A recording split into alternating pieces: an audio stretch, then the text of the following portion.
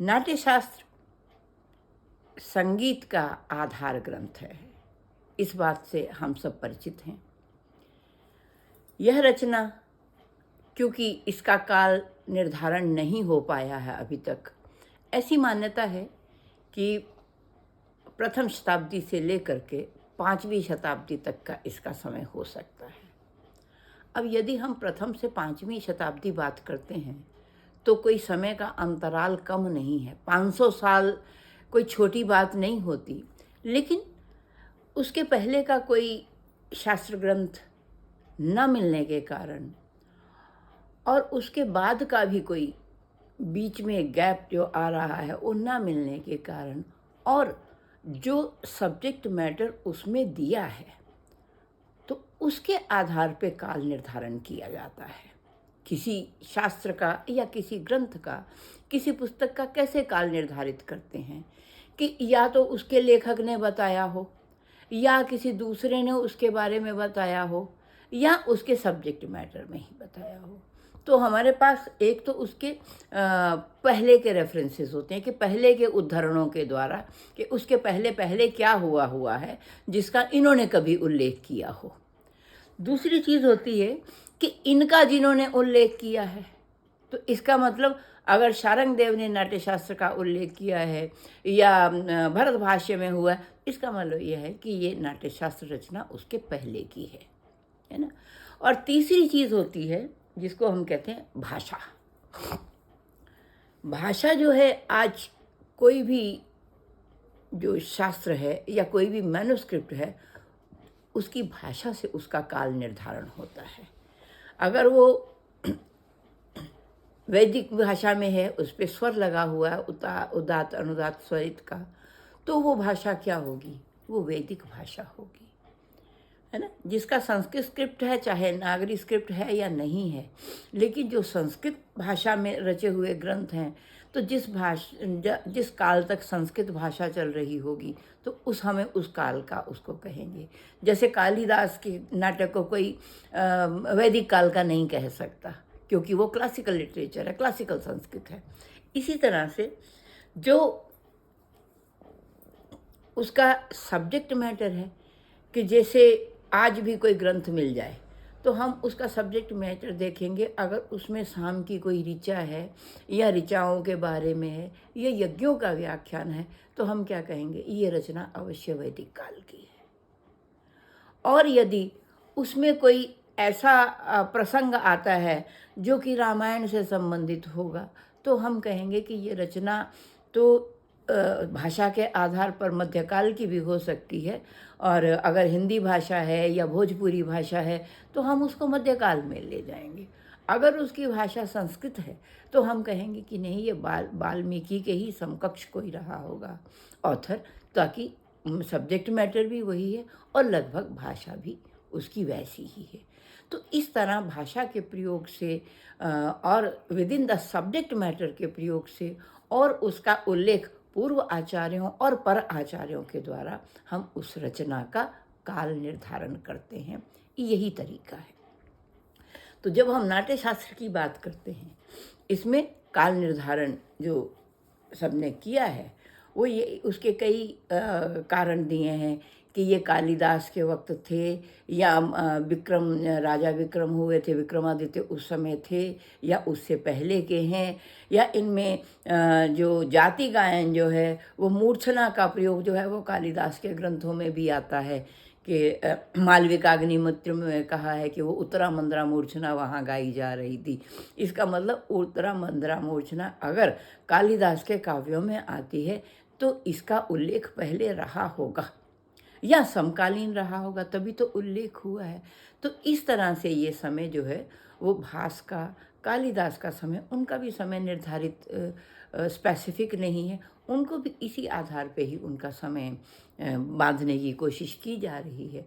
तो वही कालिदास का समय भी 1ली से 4थी शताब्दी तक का अनुमान लगाते हैं, उसी तरह से नाट्यशास्त्र का भी 1ली से 5वीं शताब्दी तक का अनुमान लगाया जाता है। तो 5वीं शताब्दी से बाद क्योंकि बृहदेशी आ गई थी तो रागों का प्रचलन हो गया था 7वीं शताब्दी में, इसलिए 5वीं शताब्दी तक तैयार हो गई थी ये रचना, ऐसा माना जाता है। क्लियर? दूसरी चीज़ कि इनके ऑथर कौन हैं। नाट्यशास्त्र आज हम भरत द्वारा रचित मानते हैं कि भरत ने इसकी रचना की है। अब भरत कोई मुनि है, मुनि भरत कहा जाता है, भरत ऋषि या भरत मुनि। तो मुनि कोई व्यक्ति है या मुनि कोई वंश है? जैसे विश्वामित्र की बात करते हैं, विश्वामित्र वो है जिन्होंने वेदों का दर्शन भी किया, जो तत्सवितुर्वरेण्यम गायत्री मंत्र हम आज पढ़ते हैं, उसके सृष्टा ऋषि दृष्टा ऋषि उसके विश्वामित्र हैं। और एक विश्वामित्र वो हैं जो रामायण काल में जो हमें दिखाई देते हैं, जो राम और कृष्ण को, राम और लक्ष्मण को अपने साथ वन में ले गए थे, है ना। एक विश्वामित्र वो भी हैं जो महाभारत के समय में थे। तो इसका मतलब कि वेद से लेकर के महाभारत के समय तक क्या एक ह्यूमन बीइंग जीवित रह सकता है और यौवनावस्था में रह सकता है? नहीं। क्यों? क्योंकि मनुष्य का शरीर जो है वो मरणशील है। वो पैदा होगा, बढ़ेगा, कुछ देर तक स्टेबल रहेगा, फिर उसका क्षय होगा और बाद में वो शरीर का विनाश हो जाएगा। ये क्रम है शरीर का, ये प्रकृति की सब जन्म लेने वाली चीज़ों का ये क्रम है। तो इसलिए भरत को हम वही भरत नहीं कह सकते जो शुरू में भी हो, बीच में भी हो, अभी भी हो। तो भरत विशेष तौर पे ये कौन है? ये एक वंश है भरतों का। तो भरत शब्द की एटमोलॉजी भी कुछ लोगों ने की है। उन्होंने कहा है कि जो भाव, राग और ताल जो इसके ज्ञाता थे वो एक वंश था, वो भरत कहलाते थे। जिनको भाव का मालूम है, राग का मालूम है, भाव का मतलब अभिनय, नाट्य, राग का मतलब म्यूजिक, ताल का मतलब लय और ताल स्पष्ट है। तो जिन लोगों को इस बारे की जानकारी थी, जो इनका व्यवहार करते थे, वो भरत कहलाते थे। तो ये भी एक मत है कि भरत एक व्यक्ति विशेष नहीं हो सकता, भरतों का वंश चला आ रहा था, इसीलिए किसी ने इसकी रचना की। तो लिहाजा ये भरत के ही नाम से जाना जाता है। हम इनका ऑथर अगर कहेंगे तो आज की भाषा में भरत ही कहेंगे, भरत मुनि। ठीक है? तो उसका काल और उसका जो व्यक्ति ऑथर है, वो दोनों यही आज मान्य हैं, इसीलिए हम आज उनको मान्य मानते हैं। अब आते हैं हम उसका जो स्वरूप है। तो ये स्वरूप जो है, नाट्यशास्त्र उनकी रचना है और नाट्यशास्त्र को नाट्य वेद भी कहा जाता है और इसको पंचम वेद भी कहा जाता है। तो इसका आधार जो है, नाट्यशास्त्र में स्वयं कहा गया है कि ये रचना किसी मनुष्य ने नहीं की है। वेदों से सार ग्रहण करके, तो वेदों से कौन कौन सा सार ग्रहण किया? ऋग्वेद से तो पाठ ग्रहण किया, यजुर्वेद से अभिनय ग्रहण किया, सामवेद से संगीत लिया और अथर्ववेद से अभिनय लिया। तो चारों वेद, अथर्ववेद से रस लिया। तो इस तरह से पाठ्य, अभिनय, रस और संगीत ये मिला करके जिसकी रचना हुई उसको नाट्य कहा। इसलिए नाट्यशास्त्र में आप देखिए कि सिर्फ संगीत की चर्चा नहीं है, वो नाट्यशास्त्र, उसमें पूर्ण रूप से नाट्य की चर्चा है, जिसमें भाव से भी संबंधित अध्याय हैं, वाद्यों से संबंधित अध्याय हैं, संगीत से संबंधित अध्याय हैं, नृत्य से संबंधित अध्याय हैं और तो और रस से संबंधित भी अध्याय हैं उसमें। तो इस तरह से ये एक विशद चीज़ जो बनी। लेकिन आज जो हमारे सामने है नाट्यशास्त्र का रूप, ये प्राचीन रूप इसका ऐसा नहीं था। इसमें सर्वप्रथम 6000 श्लोक थे, तब इसको षट सहस्री कहा जाता था। षट मतलब 6, सहस्र मतलब 1000। तो 6000 श्लोक होने के कारण इसका नाम था षट साहस्री। और कालांतर में कुछ और श्लोक जुड़ते चले गए तो उसका नाम बढ़ गया। श्लोकों की संख्या 12,000 बताई जाती थी। तो उस समय 12,000 श्लोक होने के कारण इसका नाम द्वादश साहस्री हुआ। द्वादश का मतलब 12, सहस्र का मतलब 1000। तो जिसमें 12,000 श्लोक था वो द्वादश साहस्री कही जाती थी। अब ये नाट्य शास्त्र के पूर्व नाम है। यूजीसी में भी एग्जाम में पूछा जाता है, कई बार सवाल आ जाते हैं कि नाट्य शास्त्र का या द्वादश साहस्री किसको कहते हैं, षट साहस्री किसको कहते हैं, है ना। तो षट साहस्री मतलब 6000 श्लोक वाला, और द्वादश साहस्री मतलब 12,000 की संख्या में जिसमें पद्य हैं, क्योंकि ये पद्यात्मक रचना है। इसका जो सारी रचना हुई है वो श्लोक रूप में हुई हुई है, पद्य रूप में हुई हुई है, इसलिए इसको गाया जा सकता है। नाट्य शास्त्र को हम स्वर लय बद्ध करके गा सकते हैं इसको। तो अब तीसरी बात क्या है कि नाट्य शास्त्र बाद में जब नाट्य का भी बोलबाला हो गया कालिदास के युग में, क्योंकि उस समय नाटक खेले जाते थे, और मालविका, अग्निमित्र इत्यादि नाटक जो हैं वो काव्य जिनका नाम होता था उस समय, वो नाटक रचे भी गए हैं। तो वो जब खेले जाते थे नाटक, तो इसका मतलब ये क्योंकि उस सब के सिद्धांतों को बताने वाला था, इसलिए इसका नाम उस काल में क्या हो गया, नाट्य शास्त्र हो गया। तभी इसको हम जो नाट्य के अंग क्या हैं, अभिनय भी है, रस भी है, पाठ भी है और ताल भी है, संगीत भी है, तो सारा कुछ जिसमें मिल गया तो वो क्या बन गया, वो नाट्य शास्त्र बन गया। तो इसलिए तब से इसका जब हम काल निर्धारण करते हैं, क्योंकि सब्जेक्ट मैटर जो है ये उसके सिद्धांतों को बताता है कि नाट्य में अभी तक हो सकता है लोग जैसा चाहते हों वैसा खेल लेते होंगे, लेकिन धीरे धीरे क्या होता है कि कला तो आगे आगे चलती है, और शास्त्र यानी सिद्धांत, शास्त्र का मतलब है सिद्धांत उसके पीछे पीछे चलते हैं।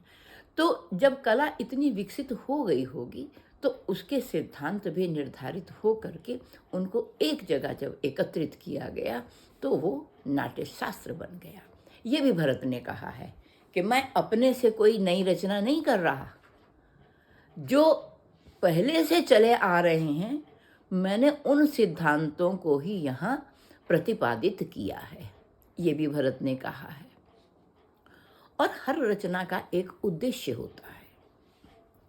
शास्त्र जो होता है कहानी कोई भी लिख लेता है, हालांकि उसमें भी उद्देश्य होता है। कोई पद्य गद्य लिख लेता है कोई भी, लेकिन शास्त्र जो होता है वो हमेशा उद्देश्य के साथ होता है।